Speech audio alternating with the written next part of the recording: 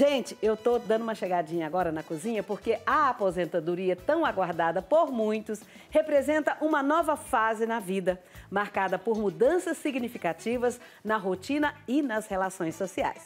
Embora seja um momento de celebrar conquistas e desfrutar de mais tempo livre, a transição para a aposentadoria pode trazer consigo desafios emocionais que precisam ser compreendidos e enfrentados. Para falar sobre esse assunto, eu converso agora com a minha amiga Miriam Moraes, que está aqui na minha cozinha. E ela, vocês sabem, né? É a dona do chá, sabe tudo. Do chá.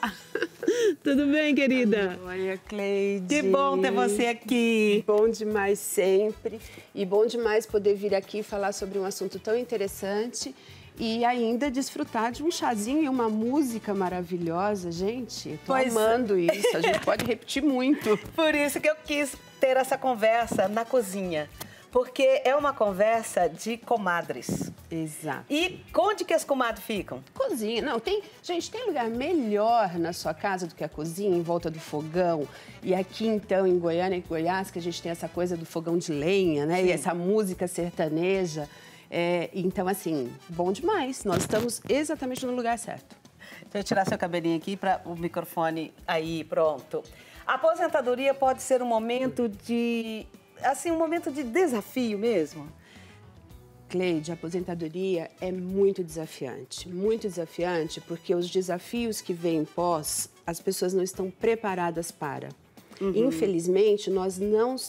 Uma das minhas funções, eu sou gerontóloga e dentro da gerontologia nós estudamos os aspectos psíquicos dos idosos, mas idosos hoje, vamos e venhamos, né? O que é ser idoso hoje num mundo onde a idade ela está cada vez mais crescente e a perspectiva de vida?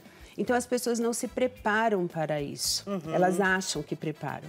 E isso causa, sim, a aposentadoria ela traz aspectos psíquicos e emocionais muito fortes por não compreensão. Eu não me preparo para, então eu acabo tendo muitas questões.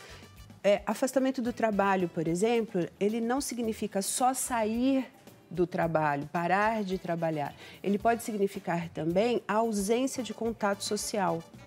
Muitas pessoas formam grupos sociais muito mais dentro dos seus locais de trabalho do que fora, porque não tem tempo, né? Eu trabalho tanto, eu estou sempre ali fazendo as minhas coisas, chego de manhã, saio de noite. Aliás, é quase que a casa da gente, né? Com certeza. Então, os nossos convívios sociais estão muito ligados a isso. E quando nós não nos percebemos, não nos damos conta de que em algum momento isso muda e não construímos essa rede, isso pode gerar muito problema. Coloca aqui uma aguinha aqui no meu chá, que vamos conversar. Gente, hoje eu trouxe um chazinho de hortelã e que é assim, ó, delicioso. E além de delicioso, ele ajuda a beça na voz. Então, foi meio proposital para aquele garoto ali poder ficar com a voz bem boa para cantar muito pra gente. Mas também um chazinho pro João. Adoro chá. Exato. Chá lembra a avó, né? E chá é aconchegante, acolhedor, né? Então, muito assim, bom. É muito bom. O cheiro é ótimo. Ô, João, né? Você tem vó? Eu tenho vó. Dos dois lados? As duas vovozinhas. Ai, que legal. E estão aposentados já? Minha avó, todos aposentados. E estão convivendo bem com a aposentadoria? Estão de boa? Sim, elas, assim, eu acho que assim, apesar de estar aposentado, não pode deixar de fazer um exercício físico, né, alguma coisa assim. Exatamente. E é o que a gente procura sempre estar ali incentivando a fazer exercício físico. Ótimo. Comer bem. Exatamente, Tomar João. chá. Exatamente. Assim, o chá a gente fala, Cleide, muito mais com trazer essa convivência, né? Trazer esse aspecto social, mas também o aspecto familiar. E bem falado, o exercício físico, ele é fundamental. Ele é fundamental para quê? Para que a pessoa tenha uma estrutura, para que ela consiga se estruturar, né? Fisicamente, ter uma boa condição de músculos e tudo mais. Mas, além disso, também é uma forma de socialização. Com certeza. Porque eu posso ir... eu gosto de academia. Não, eu não gosto. Eu gosto de caminhar no parque. Não, eu não gosto. Eu gosto de dançar. A dança é muito legal. Mas é claro que, como nós estávamos falando no início, hoje a idade né? A nossa perspectiva de idade aumenta muito. Hoje, dentro dos estudos gerontólogos, a gente entende que uma pessoa passa a ser considerada idosa após os 70, 75. Antes era 60, né? As pessoas faziam 60 e iam lá tirar aquelas carteirinhas e tal. Hoje, muitos países já mudou isso e essa percepção. Então, hoje, as pessoas, voltando para a aposentadoria, elas precisam muito se preparar em alguns aspectos. Social, quando eu digo, né, a questão do trabalho e tal. Emocional é preparar-se para o parar. Porque nesse momento as pessoas se sentem um pouco avulsas. No primeiro momento existe uma euforia. Né? Aquela euforia de dizer assim, nossa, agora eu vou fazer tudo que eu tinha vontade, agora eu vou viver a vida, agora eu vou descansar, agora eu não vou fazer nada. Ok. Mas em seguida, cai-se numa sensação de vazio, numa sensação de agora, né? Não era bem isso que eu estava pensando. Né? Assim, ou ainda, para que eu existo? Qual é a minha função no mundo? Parece que não, mas isso é muito forte. E quando a gente traz esse aspecto de o que é a minha função no mundo, onde nós falamos, nós precisamos reverter isso, nós precisamos olhar e perceber que pós-aposentadoria, pós-paralisação do trabalho, existem muitas outras coisas a serem feitas. Inclusive trabalhar. Inclusive trabalhar essa outra função que você goste, ou ainda os trabalhos sociais. Que, de novo, né, voluntariados, nós sabemos que, né, na Pai Eterno nós temos a questão das mulheres que fazem crochês, mas também para os homens nós temos muitas atividades. Então, assim, fazer esse trabalho não só me coloca de volta no contexto social e isso me promove uma qualidade de vida, mas também me dá uma disposição para essa vida. Miriam, às vezes eu falo muito aqui no programa, muito sobre as minhas experiências e sobre a minha vida, né? Mas pode ficar parecendo piegas e até um pouco insistente, mas eu me aposentei há 8 anos atrás. Olha! Já sou aposentada. E nunca parei de trabalhar. Primeiro porque não me deixaram parar. Não, a gente ainda precisa de você. E depois que eu acho que eu não me sentiria bem dentro de casa. E eu já vejo tantas pessoas falando, nossa, eu não vejo a hora de me aposentar, não precisar acordar cedo mais, ficar de pijama, literalmente ficar de pijama, né? Como os militares falam, que quando eles se aposentam, eles ficam de pijama. Então, ficar de pijama o dia inteiro, gente, que coisa mais deprimente. Eu particularmente, não consigo parar de trabalhar. E olha que eu não parei nem um dia e já tem 8 anos de aposentadoria. E eu acho ótimo trabalhar, eu me sinto mais produtiva e cada dia que passa, você vai descobrindo coisas novas, porque você está convivendo com outros profissionais, com outras pessoas. E essa questão de estar preparada, a única coisa que eles preparam é para ficar de pijama. Exatamente, Cleide. E aí, dentro desse preparo, nós falamos sobre várias outras questões. Existe o preparo financeiro. Quem é que trabalha e fica pensando assim, quando eu me aposentar, será que a minha aposentadoria, ou talvez meu plano privado que eu pague, isso vai ser suficiente para eu fazer o que eu quiser? Não. Para eu viajar o que eu quiser? Para eu ter a vida que eu pretendo ou sonho ter? Depois de aposentado? Depois de aposentado. E aí é onde vem ainda de novo, né? É outro aspecto que pega muito. Então, ter uma educação financeira. Bom, a educação financeira, ela deveria vir desde a escola. Desde a escola, desde sempre, né? Mas, para essas pessoas que estão para se aposentar, ou até mesmo, vamos falar assim, eu já me aposentei, e agora? Então tá, eu não fiz nada disso que você está falando anteriormente, de preparo, e me aposentei e estou aqui nessa situação de pijama, né, sem saber o que fazer. Então, busque auxílio, busque pessoas que possam te orientar, que possam falar com você sobre esses aspectos, mas também busque essa questão sobre a questão financeira. Como eu movimento isso? Isso é muito importante. E a gente tem falado também aqui no programa com outros psicólogos sobre a questão desse preparo de vários assuntos. E se você não tem condições de pagar um terapeuta, sabe o que você faz? Vá na sua igreja, que deve ter, vá nas universidades, né? Sim, sim. O SUS também tem essa disponibilidade. Ah, mas demora demais. Tá, Mas demora demais. Se você tivesse marcado o ano passado, você estava sendo atendido agora. Em algum momento você vai ser atendido. Claro, claro. Não, mas demora mesmo. Demora. Porque o sistema, ele não é perfeito, mas é o que nós temos. Mas então, e dentro disso do que nós temos que aproveitar o que temos, né? Nós temos, sim, que olhar para isso e falar assim, olha, o que eu tenho aqui neste momento que pode me ajudar? As redes sociais, a internet, busque ali alguma informação, né? Mas mais do que isso, busque o auxílio da rede mais próxima, a família. A família. Certo? Os outros estão balançando a cabecinha ali. Não é verdade? Assim, a família é muito importante, porque esse apoio familiar... Então, assim, de repente, a pessoa aposentou e não pensou muito sobre isso, ou ainda não é só não pensou, às vezes não teve como, porque muita gente trabalha e o que ganha vai todo ali para o convívio, né, e para a realidade da família. Então, eu não tenho muito como economizar. Chego num momento que eu falo, tá, e agora? Então, e agora? Nós, aqui em casa, o que a gente pode fazer? De novo, voltamos para essas questões sociais e a própria igreja que traz um monte de situações, de cursos, de especializações. Então, assim, não pense que porque você se aposentou, está aqui um belo exemplo para nós, você envelheceu e parou, a tua vida acabou. Não, enquanto tem vida... Tem muitas outras possibilidades. Eu conheço muitas pessoas que pós-aposentadoria mudaram a vida e passaram a ser e ter tudo que elas gostariam de ser e ter quando trabalhavam, mas que tinha outros compromissos, né? Pensava sobre outras coisas e não conseguiam colocar em prática. Então, a não desistência é fundamental. Tá, eu queria dar outra dica para vocês. Aqui em Goiânia eu conheço um vereador e um deputado. O deputado, ele trabalha com as questões dos idosos e a vereadora, ela trabalha com questão de mulheres em situação de risco, vulnerabilidade, essas coisas. Aí na sua cidade deve ter também um parlamentar assim, porque a gente costuma falar muito mal deles, né?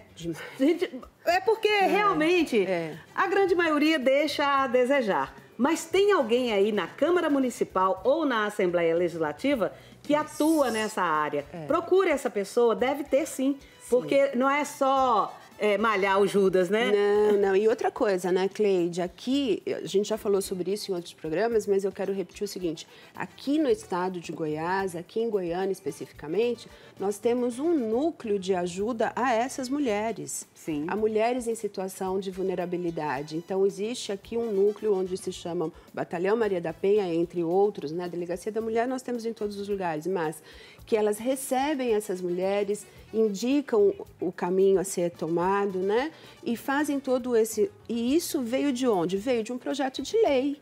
Tá vendo? Então, se isso veio de um projeto de lei, veio de alguém. Acabei de falar isso com uma pessoa que ela disse assim, as mulheres não se ajudam, as mulheres elas são concorrentes, não são parceiras. Infelizmente eu também já ouvi isso. E quais são os desafios que podem surgir com a aposentadoria, além de todos esses que você já falou? Tem mais algum? Então, eu acho que o principal desafio é a pessoa se reconhecer enquanto indivíduo e principalmente se reconhecer no sentido de o que eu quero para mim. Porque também existe muito isso, né? As pessoas querem muito buscar o que o outro quer para ela, mas o que ela quer? Quando ela tem essa compreensão, as coisas ficam mais fáceis para ela. Toma seu chazinho aí que eu vou te contar uma história. Oba! Para você ajudar essa pessoa. Oba! É o seguinte, é um tio. Esse tio se aposentou e ele trabalhava numa função muito especial, num cargo federal. E aí, quando ele se aposentou, o dinheiro dele caiu assim pela metade. E aí ele ficou em casa e está cada dia mais frustrado porque esse planejamento financeiro não houve. E acontece que algumas pessoas dão sugestão para ele, ele gosta de trabalhar. Por que você não vai fazer isso, isso e isso? Ele não entende que se ele fizer uma coisa que é inferior ao que ele fazia antes, isso não é possível ele fazer isso. Ele se sente diminuto com isso. Mas aí eu vou te dizer assim, olha, esse é um aspecto que eu recebo muito no consultório. Pessoas que chegam e falam assim, tá, e agora? Você acha que eu vou deixar? Quando eu digo, vá procurar uma outra atividade, veja uma outra coisa que você possa fazer. Ué, mas eu era diretor de uma empresa, agora você acha que eu vou fazer o quê? Eu vou trabalhar... Tem até um filme que fala isso, né? É um Senhor Estagiário, se eu não me engano, que é um filme bastante interessante que eu indico muito que as pessoas assistam. Era uma pessoa que tinha muitas posses, financeiramente ele não tinha necessidade de estar ali e ele se pôs nesse lugar para quê? Para ter uma atividade. E aí é quando eu digo para as pessoas, eu falo, veja bem, hoje você não está mais para disputar cargos ou para se firmar quanto profissional. Hoje você está para se satisfazer. Volto para a minha fala anterior. O que eu quero fazer? Eu quero ficar em casa, eu quero viajar, eu quero ter dinheiro. O que eu quero? Então, em busca do que eu quero, eu vou atrás. E eu falei para ele assim, olha, sabe o que você faz? Tem uma lojinha dentro do mercado que tem umas lojinhas pequenininhas. Coloca ali de flor, que você gosta muito de flor, uma floricultura pequenininha, coloca um avental e fica ali conversando com o vizinho do lado, com o outro, com o da frente e tal. Você tá doida? Pirou que eu vou fazer uma coisa dessa? Eu já fui um diretor de grande empresa, né? Entendeu? Isso que você falou. Exato. Cara, você não tem noção tanto que essa convivência com o vizinho aqui e outra com lá, isso faz a gente renascer. Mas não é o que nós estávamos falando sobre o aspecto social? Aí, se você fica dentro de casa, você acaba não tendo mais ação nem com os próprios familiares. Eu vou falar sobre o quê? Que tipo de conversa? O que eu sei sobre o mundo? O que está acontecendo? Como é que as coisas estão se dando? Acaba que eu não sei. Acaba que aí eu começo a me sentir cada vez mais inferior. E mais velho. E mais velho. E reclama, eu tô com isso, eu tô com aquilo. Ai, gente, eu tô velho. Ai, eu tô acabado. Não tô querendo deixar eu nem dirigir mais a coisa que eu mais gostava. Aí entramos com a psicossomática na idade, né, avançada ou na terceira idade. Entramos com a psicossomática. Quando eu entro nisso, eu começo a pensar muito sobre isso, sobre a minha impossibilidade e incapacidade, que eu gero em mim adoecimentos crônicos. Com certeza. Psiquissomática, né? Eu penso, eu não consigo elaborar, eu não consigo fazer um movimento correto, né, com a minha própria emoção. O que acontece? Eu adoeço. E aí entram as depressões, que nessa faixa etária é muito, muito grande esse índice. É mais ou menos, hoje a gente tem um número, assim, para falar por alto, de 30%. 30% é muita gente. E você sabe o que me deixa triste também? É quando a pessoa fala assim, não, mas é assim mesmo. Nossa. Eu tenho que me conformar com isso, é assim. Não é triste ouvir isso? Gente, assim mesmo é uma frase que eu abomino e proíbo. Vocês estão proibidos de dizer é assim mesmo. Não está assim, né? Está assim, pode ser assim, mas assim mesmo eu estou aceitando a minha condição. E chancelando ela. Chancelando. E mais do que isso, né? Aceitando significa dizer, eu estou mandando para o meu cérebro. O cérebro, ele é uma coisa que ele recebe as informações, ele trabalha com ela dentro da plasticidade neural e ele capta e fala assim, então tá, se é assim mesmo, que movimento eu vou fazer? Para que eu vou criar novas sinapses? Para que eu vou criar novas conexões? Para que eu veja novas coisas? Não, eu vou ficar aqui. Gastar menos energia, porque o que ele precisa é gastar menos energia.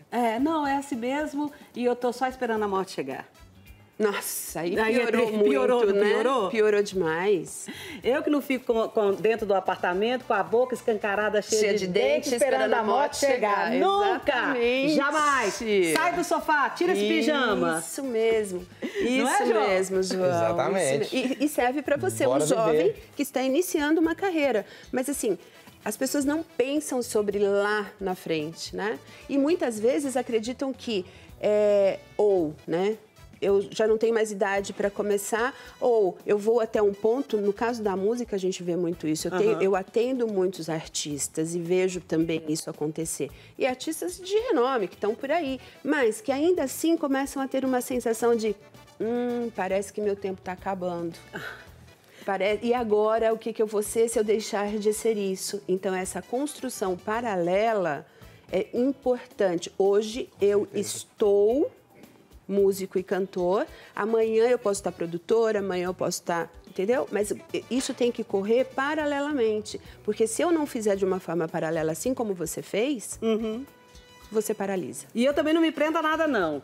Depois da TV, quando eu te levar lá pros 90, eu vou montar minha lojinha de flores no mercado.